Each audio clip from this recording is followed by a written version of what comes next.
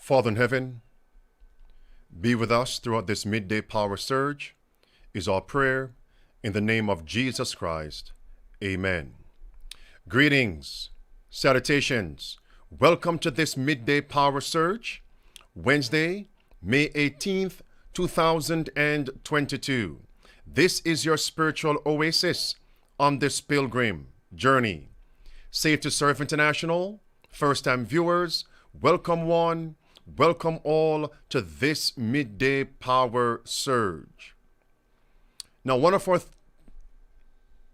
team members, Marie Diaz, chronicled the following based on Revelation chapter 13, verse 16 and 17.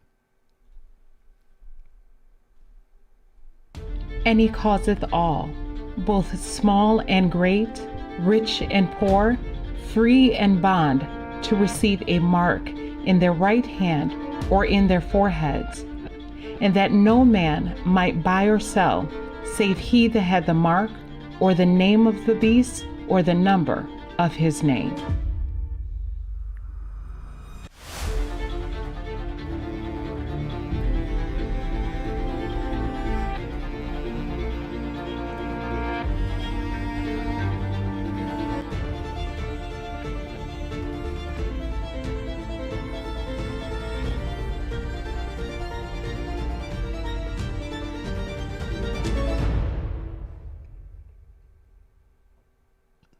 All right, my friends, I present to you now the CBDC, the Central Bank Digital Currency.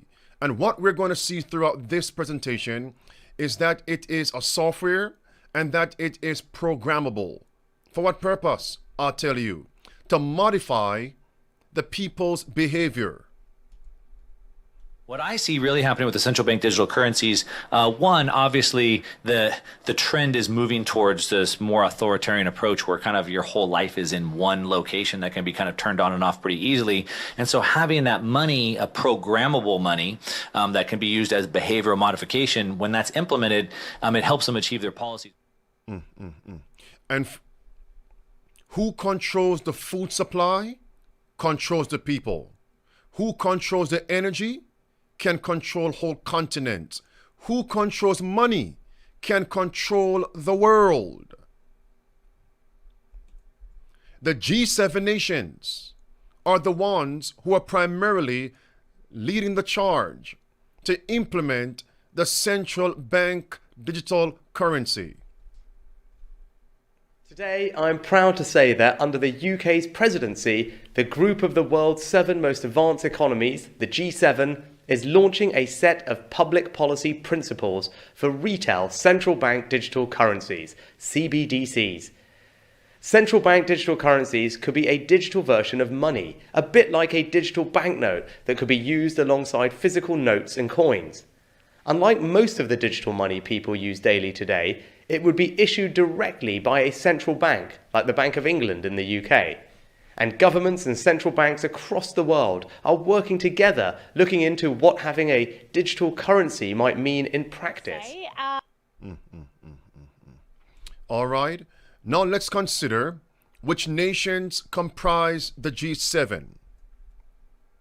Canada, France, Germany, Italy, I'll come back to Italy shortly, Japan, the United Kingdom, and the United States. Notice, friends, in addition, the EU is a non-enumerated member.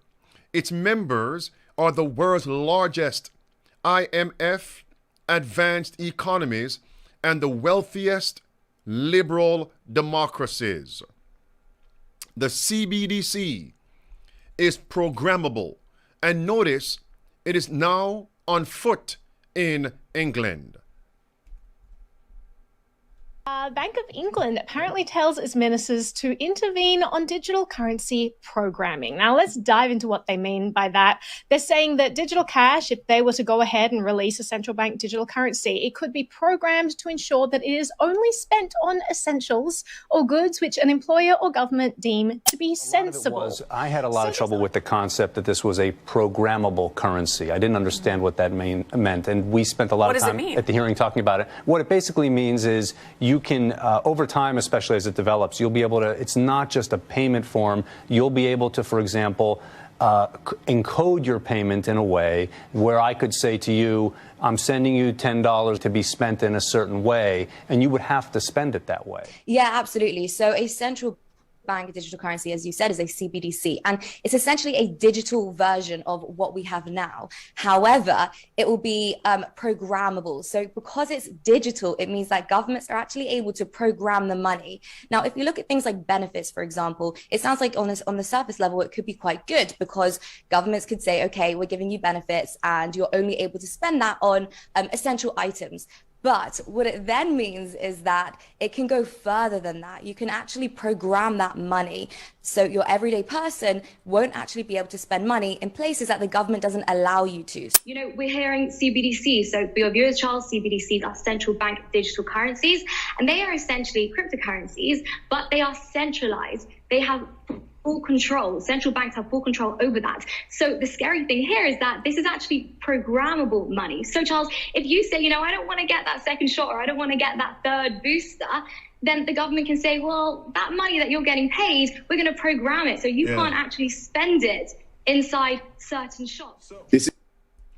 Did you hear that, my friends? Did you hear that? And notice what was just stated regarding government benefits. Government benefits. So individuals who are paupers, government dependents, I'm sorry for you. You are going to be a prime candidates to receive the mark of the beast. And don't you forget that popery is connected to the central banks. By the way, what we're now seeing is fulfilling Revelation chapter 13. Yes, that's what we're seeing here. Take a look at this, my friends. In chapter 13 of Revelation, verse number 2 says, speaking of the papacy, he has power, seat, and great authority. Just focus there on great authority.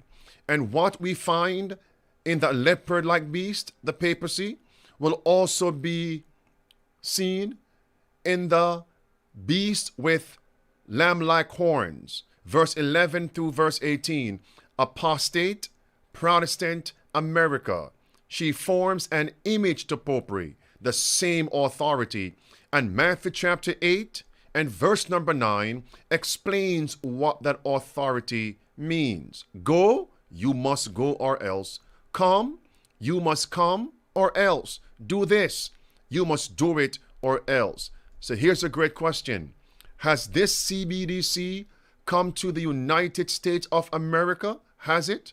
Take a look for yourself. And notice the headline. Biden is planning a new digital currency. Here's why you should be very worried. All right. Now, friends, notice carefully that this article stated that there is a legislative proposal to create a digital currency within 210 days, about 7 months from March 2022. What month is that? March, April, May, June, July, August, September, October. 7 months. All right. Notice here carefully, my friends. This is the CBDC in the United States of America. And notice the red words. It says the central bank might limit the amount of CBDC an end user could hold. Now, this is a senior vice president and economist in the St. Louis Federal Reserve Research Division. He was asked whether the Fed could assure us, the public, that these digital currencies won't ever be used to tell us when, to tell us how, or where our money can be spent. Do you realize what is now being proposed in America? It connects with the previous videos and clips. Notice here, friends, it goes on. He responded, listen, The best we can hope for is for Congress to respond to the electorate's concerns about privacy. The red word says the Biden administration and the Federal Reserve are working together to create a controllable, traceable, programmable digital currency. And if they are successful, life in America might never be the same. Might never be the same. Do you recall several weeks ago I covered the theme, money as a weapon system? It's right there. Money as a weapon system. And it mentioned blockchain. Don't forget that. I will come back to blockchain. All right? All right, friends. And notice the Vatican connection here. The Vatican connection with the CBDC. Who are the ones pushing the government? Or who would the government appease with the CBDC? The labor movement, don't forget that. Environmental groups, don't forget that. And friends, what is Pope calling for? Sunday rest by law, Sunday worship by law, to preserve the environment. What about the labor unions, the trade unions? Will they bring upon this world a time of trouble such as never was since the world began? Yes. And who is in bed with the labor unions? Popery, it's clear.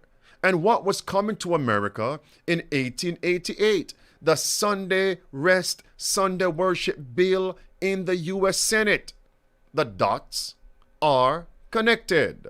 All right, brothers and sisters. With that in mind, now I'm going to confirm that the CBDC is actually a software and that it is programmable. Take a look. This isn't just another digital upgrade to our existing bank-centric system. Did you catch that? Listen again. This isn't just another digital upgrade to our existing bank-centric system of money. With digital currencies, the money itself is software. It's programmable. And when that happens, a lot of our assumptions about what money is and how it functions may need to be re-examined. I don't think a lot of people were thinking about like, oh, programmable money could mean that it's dictated to me on how I spend my money that I've earned. So programmable money means that, like you said, Naomi, the government could have a say in how the money is spent. It also means that the money could expire. And it also means that, you know, the government has full visibility into all of the transactions that are made. So this is very scary. If the Fed issues a digital dollar, what does that mean? What it means is that they have the ability to control or manage the money supply. It's really a piece of software that exists on something like a blockchain that enables them to create scarcity, right? And monitor every single dollar, if you will, every single block that is in circulation. You know, it's very interesting that the young adults that you just saw in those video clips, they're the ones whose eyes are being opened. Contrarily, the majority of God's professed people, young adults, young people, their eyes are growing dim. They are willfully blind, willingly closing their eyes to what is transpiring, fulfilling Bible prophecies. We just heard about blockchain. Well, do you remember the World Government Summit and what was stated about CBDC? Listen. And it's not about the U.S. versus China. It's about what underpins a world order is always the financial system. I was very privileged. My father was an advisor to Nixon when they came off the gold standard in '71. And so I was brought up with a kind of inside view of how very important the financial structure is to absolutely everything else. And what we're seeing in the world today, I think, is we are on the brink of a dramatic change where we are about to, and I'll say this boldly, we're about to abandon the traditional system of money and accounting and introduce a new one. And the new one, the new accounting, is what we call blockchain. It means digital. It means having a almost perfect record of every single transaction that happens in the economy, which will give us far greater clarity over what's going on. It also raises huge dangers in terms of the balance of power between states and citizens. In my opinion, we're going to need a digital constitution of human rights if we're going to have digital money. But also, this new money will be sovereign in nature. Most people think that digital money is crypto and private, but what I see are superpowers introducing digital currency. The Chinese were the first. The US is on the brink, I think, of moving in the same direction. The Europeans have committed to that as well. Next. And the title of this session, are we ready for a new world order? Are we ready, my friends? I won't spend time and play this. Are we ready? I would say, are we ready? And who is behind all of this? Who is that chief puppet master? This is Mr. Antichrist himself. And the nations are now saying publicly that they need to implement the CBDC in order to track their citizens. They are saying publicly that they need to know who is spending and what he's spending on, what she is purchasing. This is a great time in which we're living in. We're in Satan's diabolical plots, and papists' sinister agenda is about to be fulfilled. And as the question was asked, are we ready for that new world order? Are we ready? For example, in cash, we don't know, for example, who's using a $100 bill today. We don't know who is using a 1,000 peso bill today. A key difference with the CBDC is that central bank will have absolute control on the rules and regulations that will determine the use of that expression of central bank liability. And also, we will have the technology to enforce that. Therefore, the degree of control will be far bigger. Control is the name of the game. And brothers and sisters, now we are seeing that China is actually the progenitor of this draconian system, this dystopian society. China is actually the forerunner. And now we're being told that government can now stipulate to its citizens, its people, what they can support, who they can support, and that they cannot support government dissidents. Take a look. Now, back to China. During the Olympics, they're going to launch their digital currency. This is a surveillance tool, and it's disguised as a payment mechanism. It's going to allow the People's Bank of China, their central bank, to peer into everyone's purchasing history. And so you might say to yourself, hey, dude, whatever, I'm just buying Chardonnay and sushi. But what if you're not, right? What if you're an ethnic or religious minority in China? What if you purchase a Bible in China? There are hundreds of millions of Christians living in China in house churches. Maybe they give money to their pastor. There are a lot of ways that the Chinese government could use this as an instrument of surveillance, tying it to their social credit score, and ultimately keeping an authoritarian regime alive, in effect, forever. And that's So in other words, the government could use the CBDC, Central Bank Digital CBDC, to tell its citizens, you cannot support that religious group. You cannot support that pastor. You cannot support that religious educational institution. You cannot support that religious sanitarium. Do we see where these things are tending? Brothers and sisters, ladies and gentlemen, let's understand that we're living in the last days of this earth's history. And by the way, for the record, don't you forget that China, we're being told by Jesuit educated and trained, is the best implementer of the Roman Catholic social teaching called the common good. It's all connected. There it is. It's all connected, brothers and sisters. They are the source of all of this. They are the chief puppet master. Give up your rights. They are the ones. And remember, it's linked also to Sunday worship by law. Don't you forget that. So when the Pope said several months ago, the common good has become global, do you think he was bluffing? Do you think he was bluffing? And now we're going to see, my friends, that the CBDC is going to be used to disenfranchise various government dissidents. Will this also include God's remnant people?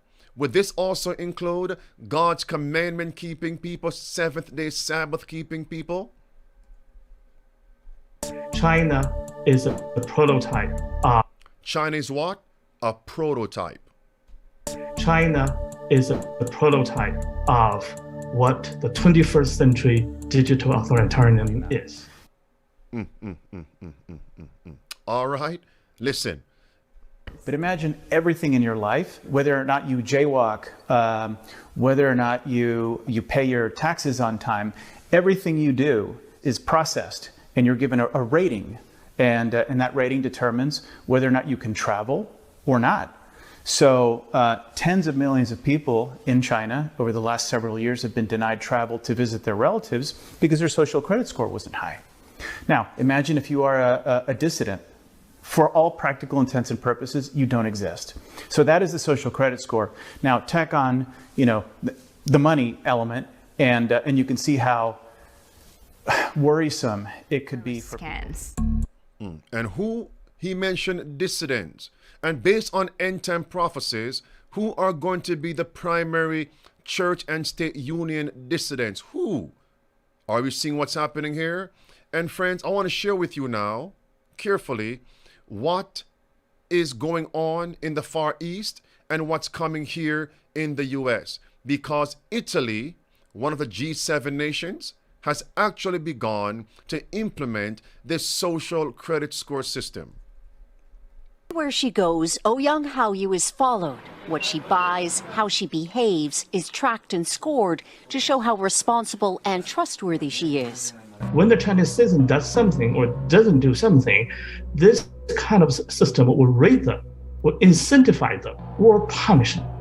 It provides a futuristic model for controlling its 1.4 billion population.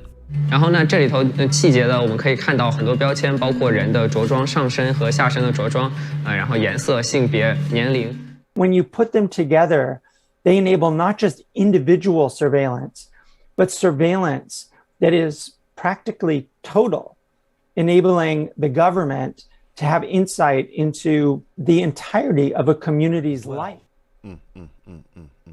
My friends, and there we have it. Italy has now launched its social credit scoring system. And remember, the purpose? To modify behavior. I covered this. Now it all makes sense. The dots are connected, brothers and sisters. And don't you forget, Italy is a part of the G7 nations. All right. We are here, brothers and sisters. The signs are here. And Italy said that this social credit score system is slated to go into effect September 2022. Notwithstanding, don't you forget this, it's climate friendly. We want to enforce, or we want to give credit though to those who are going along with our climate agenda. I wonder, what about those who go against those policies?